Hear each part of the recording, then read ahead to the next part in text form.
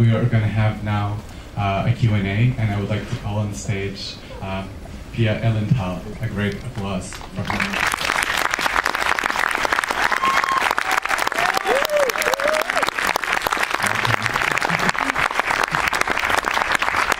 Would like to call on stage the rest of the crew and present them to all of us. Yes, here's our superhero Eva.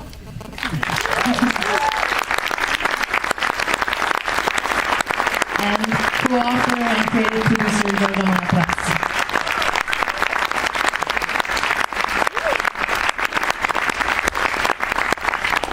Congratulations to the three of you and all the crew. It's really an incredible film, and it seems that everyone loved it. Or let's see, but there's a really full room waiting to hear from you. And I would like to start to say that it's really incredible to see such a blatantly candid portrait of this character, person, construction. We don't know, and I wanted to also know how much of this. Which is definitely, it makes us think of this very condition of the post-internet, all the social media, the blurs, the lines between documentary and fiction blur, and it's difficult to grasp what is real life anymore, not only in films, but actually in real life. And so, who is this Eva? Who is this character? Who is this person? Would you like to tell us how you got to meet this person? Yeah. So Giorgia actually found Eva. Maybe do you want to talk about it, or should I? Okay. So Giorgia found Eva online, and she came up to me one day. We were working together, and she said, "You should read this blog. I don't know if I'm crazy or if this is really genius." And I started to read it, and I couldn't stop because Eva is really. So brutally honest, something that I've never experienced like that in my life before, and I was very drawn to her. And I read the blog backwards because she started when she was very young, and at some point it was Italian. I think that was 2015, and I couldn't read anymore, but until then I just read everything. So yeah, that's how it started. And then we met Eva one day and made a little interview. And we were thinking, what can we do with this woman? She's really fascinating, and then we started to develop a film. So, and maybe this question would go for Eva. I mean, considering that so many of us are used to be in front of the camera and to perform for a big audience, an invisible audience, how was it for you to now do it for this film? Well, it just kind of felt just the way it felt to have my blog. Like, it didn't change that much because that was what I was doing already. And so yeah, it just felt like a continuation of what I was already doing, and I got along with the girls very well from the beginning. And I decided not to watch the movie until yesterday, which was the day of the premiere, because I trusted them, and like, representation is a lie anyway, so I was like, let's see what this lie is gonna be like, because lies can be fun. And so, what was the question again? I guess you answered the question. I'm also curious to know, for how long did this relationship go? And I imagine it will continue, but for how long have you been interacting for this film? We met in 2014 for the first time for a little interview, and then it turned into a short documentary, and then it turned into a movie, and like, yeah, I went along with it. I was like, all right, I'm in it now. Maybe there's some question. Please raise your hand or stand up. Okay, there's one. Just here. No. There's a microphone. Maybe I'll just keep it. Hi. I was wondering, how long did it take? Because it feels like you changed a lot during some kind of process. And if it was continuous or just, throughout the years and you would meet and, yeah. So, as I said, we started in 2014, and not all of the material has been used in this movie, because it started as an interview, so there were questions and I was answering. And so we didn't use that, because you can see there's nothing like that in the movie. But and it was not continuous. We had like a week of shooting and then like 3 months no shooting. It depended on like, yeah, what we needed to do. And like they followed me traveling, and that was kind of spontaneous because like you can see scenes that are shot in Mexico and Paris and like different places that I was already going. We never organized to go somewhere together to shoot. They just followed me. They were like, okay, we're coming to Mexico tomorrow. It was like that. And I was like, all right, guys. And so, yeah, that's how it's been. Any other question, remark? Please raise your hand.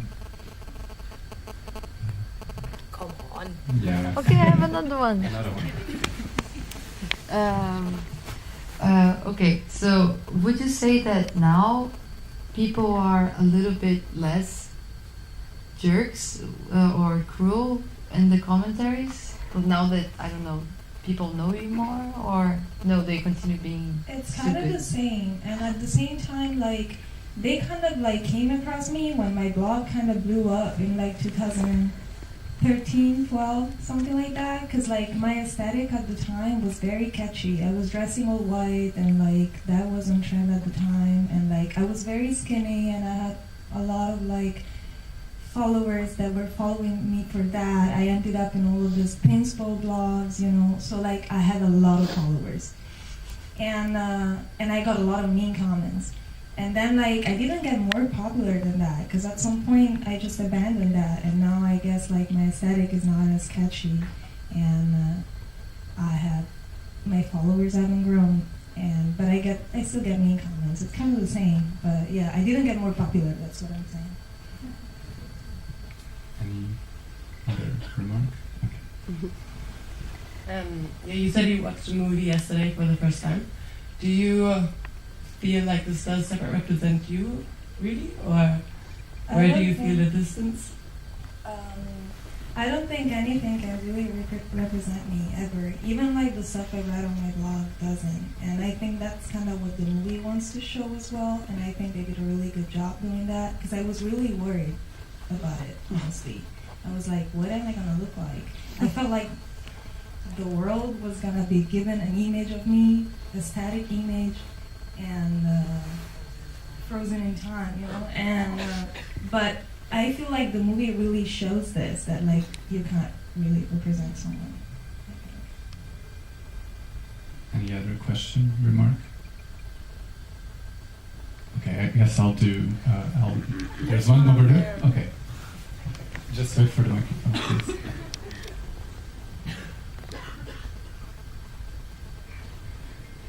Okay.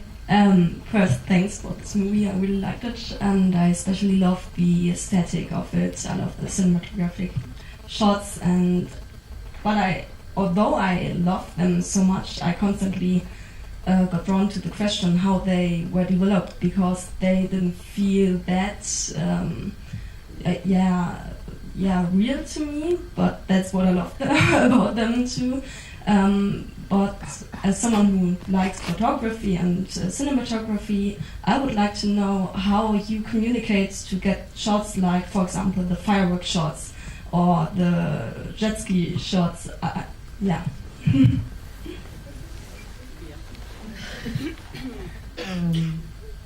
Good question. How communicate? Yanis, the cinematographer, is also here. Maybe Yanis, you can just stand up so everybody can see your face. That's Yanis. He's wonderful.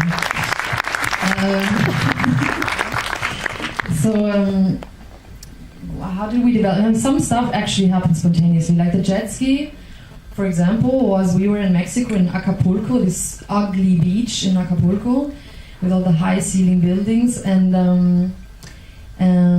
there was a jet ski on the beach, and it just looked funny, and we were like, okay, let's do a weird shot, and we just. This really was can I tell the whole spontaneous story? Because we... I don't know how funny that is. No, it's too long, guys, I forget it. But they were wearing these shirts, the two girls, Grace and Eva. Actually was. Like, it was a long journey of spontaneous things that happened one after the other, that they ended up in these shirts. And then we had these shirts, and there was this jet ski and just fitted too well, and we thought, okay, let's do it, like go super over the top and shoot like a slow-mo thing out of it. The New Year's shot was a little bit more thought through because we knew we wanted to shoot on New Year's, and we knew Eva had this beautiful apartment right at Cotti at that time, and we knew, okay, we can do something big there. Yeah, I mean, the film looks so that you can't touch through, I think, because we wanted the film to be really aware that it's a film. Like it says in the beginning, this film starts now. Like you, from the beginning, you know it's a film, and you're the audience, and this is a protagonist, and it's like one game we're taking part in here, and you can make out of it what you want, and it's never going to be the truth in general, you know. So I think that's why we wanted the look to be not pretending it's real.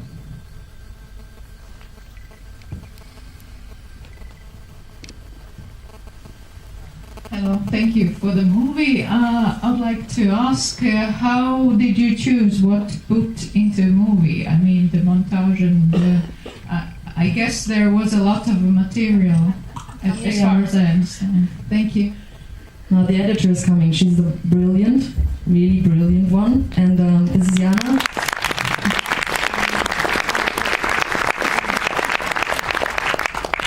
Yeah, that is a tricky question, because it was really a long way to go, and we struggled a lot because we had to find this form for the film, and I guess it kind of developed because we didn't think from A to B anymore. We didn't think, okay, we have to have a start and an end and a normal story line.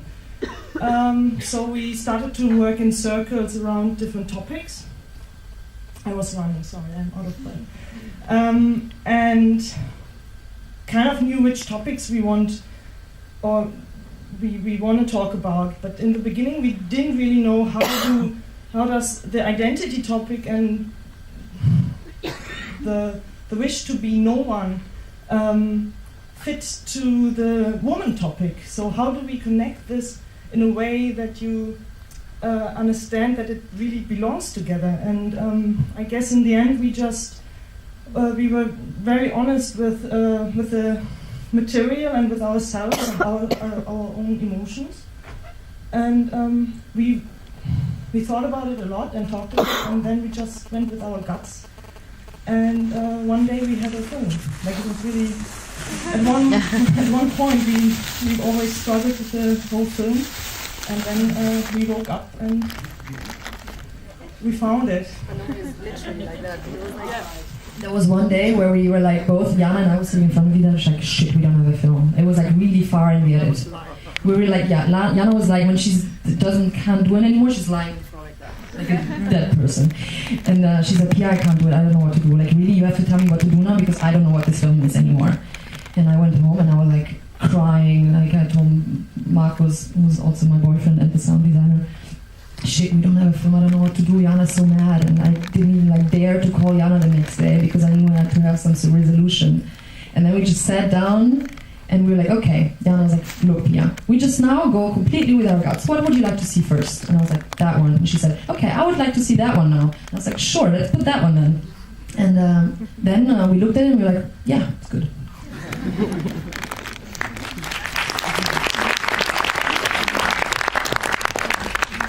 Yeah, so I have a question. Thank you for this film. My question would be for you, Pia, as a filmmaker. What was your approach to respect? I'm here to respect your protagonist's privacy. Maybe for you, Eva, did you set any boundaries? Was there anything you didn't want it to show in front of the camera?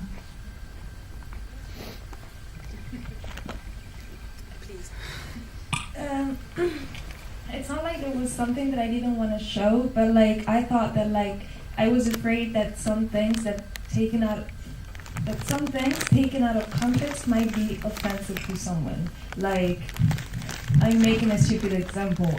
If I call my friend faggot, I don't want to have that faggot maybe in the movie, because it might be offensive to someone. You know what I'm saying? Like, that's it. That's the only thing that I didn't want to be out there, but that's really it. There's one thing, Eva saw the scenes, and the only thing she asked us to take out was the word police that came out of her mouth. Yeah.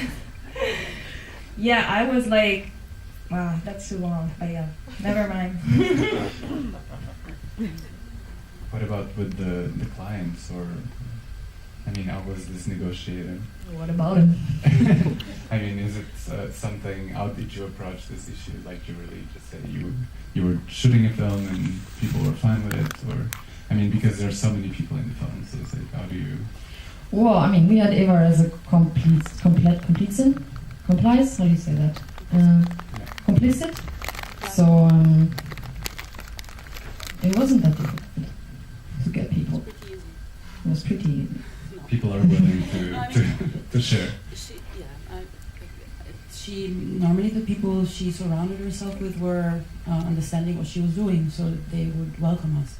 And when that didn't happen, then we would just not film with them. Simply. Is there any other question?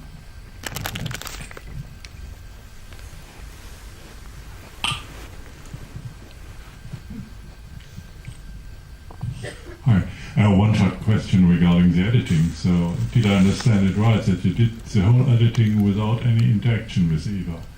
So, it's a film of Pia, and a film about the impression of Pia of Eva's life, or how did you do it? Yeah, I met Eva yesterday, so like in person. I saw her before. But no, I met her yesterday. Yeah, and I worked with Giorgia a lot and a lot with Pia, and so I wouldn't say that what kind of made me thinking that you're saying Pia made a film about Eva, and it never felt like that in the editing room, because we kind of had Eva as a medium, like some channel. Yeah, like a channel. We have topics we wanted to talk about, and which were very, very important to Pia, and she found someone who triggered those emotions in her while reading the blog, and we could use sounds stupid, but we had Eva giving us those topics. So of course it's about Eva, but still it's not, I guess. I don't know. Do you agree? Yeah, I agree. I think that was a great way to say it. And like, I didn't see basically any of the footage until yesterday. So they were talking to me and telling me, hey, we want this thing to come out.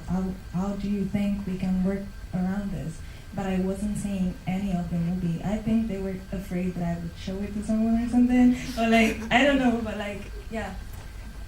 So, That's not true. I was.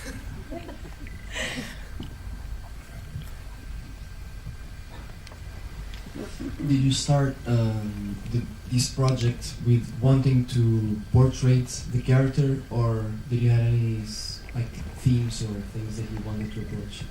No, so it was. I mean, of course, we were fascinated by Eva as a person, but I think what we kind of stuck with, and why we eventually decided to do a movie, was that she really, because of her brutal honesty and because she's just so transparent, she's like almost escaping you. You can't like grab her, and she's kind of throwing you back on yourself with your moralistic approaches of trying to define her, you know, and you're like really back with your like on your own. And so to me it was like, and to everyone involved, it was like this huge self reflective process of making the film, because you're really all alone with your like definitions of people, of women, and so we wanted to do a movie about that, that you were kind of somehow back on your self-reflection, and Eva is almost like a projection wall to me in this film, like throwing you back with yourself and how you try to define her. Why do you try to define her? Why do you judge her for her actions? What morals are involved? What like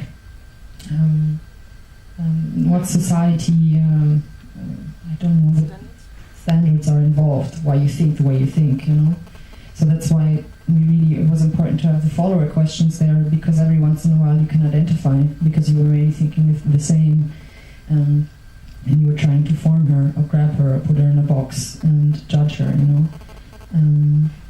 Yeah, that's again why it was important that there's like that you're aware that you're an audience.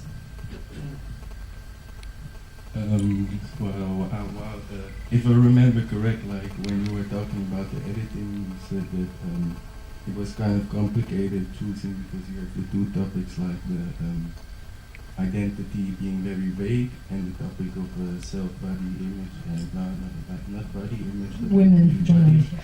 Women generally.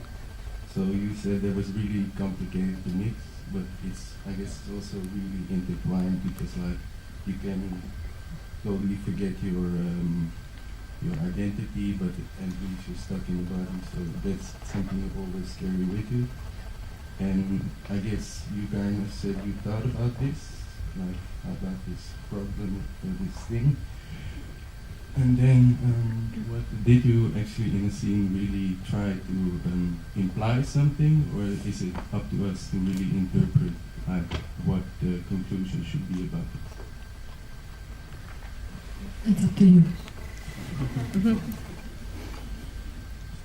Maybe I would like to make one final question. It's also going back to this idea of performing before the camera, and it's like so many times in social media, glamour and fame often veil like many scenarios of precarity or loneliness, and then you see in the end these girls that actually get in touch with Eva, and this seems to be what they have in common, like this loneliness that is somehow like unfulfilled or unsolved, and they need to actually reach out for Eva and ask for help and look for almost like a role model or some help. It's almost like this invisible network. So what would be sort of your message, or how do you expect this film also to be received for all those people throughout that exist out there? Not different than to anyone else, really. I mean, sorry. No. Maybe. I think the movie just shows that exists among people, and that's what they wanted to do with it. Like, you know, I mean, there's this actual network of girls talking to each other on the internet about these topics, and like, that's a thing, and it's out there. And I think like when in the end, and like, or start the revolution, I think that's kind of like, yeah. Sharing. Helping each other, sharing, and all this. Which is what this film also does. And I guess we can wrap up with this. And thank you so much for this film, and good continuation at Berlinale. Thank you so much, everyone.